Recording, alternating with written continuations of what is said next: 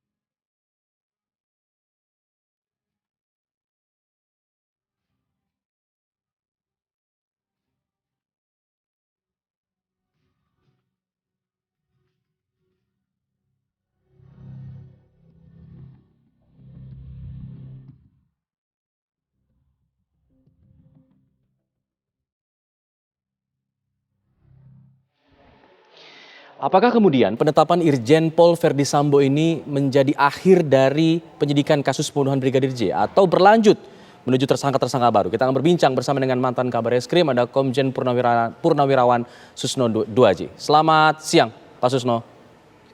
Selamat siang, Mas Alpar. Pak Susno, apakah kemudian penetapan tersangka terhadap Irjen Sambo ini sudah cukup dari pandangan Anda, analisa Anda, atau harusnya ada oknum-oknum lain yang juga ditetapkan sebagai tersangka? Kalau melihat tanda-tandanya ya, kelihatannya belum ya, masih ada lagi.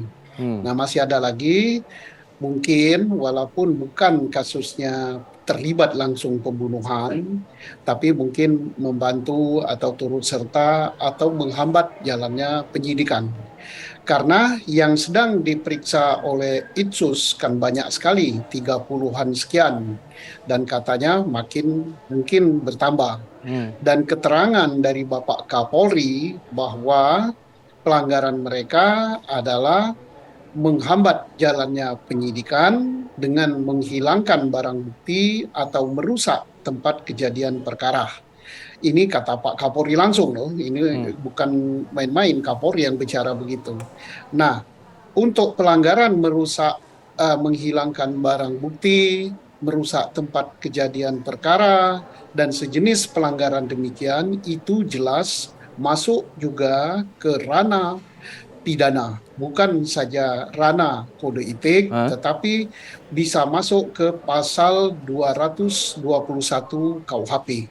Dan ancaman hukumannya cukup berat. Nah, tinggal kita lihat nanti yang dipilih atau yang menurut hasil pemeriksaan Itsus, Inspektorat Khusus, mana yang akan dipidanakan, mana yang akan diselesaikan melalui kode etik. Di samping itu, juga masih akan berjalan terus ini.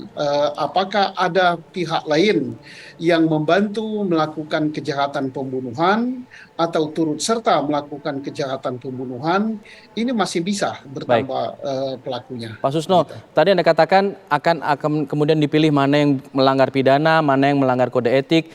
Faktor-faktor apa saja yang memungkinkan polisi untuk memisahkan hal tersebut? Apakah faktor faksi di kepolisian juga berpengaruh atau bagaimana? Jadi pemisahan itu tergantung berat ringannya. Misalnya ada seseorang hanya terlibat merusak tempat kejadian perkara, tapi dia hanya sebagai tukang sapu yang disuruh, gitu kan. Nah, ini kan jelas dia pelanggarannya kan tidak terlalu berat. Berbeda dengan seseorang yang memang punya inisiatif. Misalnya, oke, kita ambil tempat CCTV-nya, decordernya kita ambil, kita buang ke mana atau kita rusak, setelah dia ambil dirusak gitu. Nah, ini jelas dia besar sekali niatnya atau tujuannya adalah untuk menghambat jalannya penyidikan, dan ini jelas pidana ini.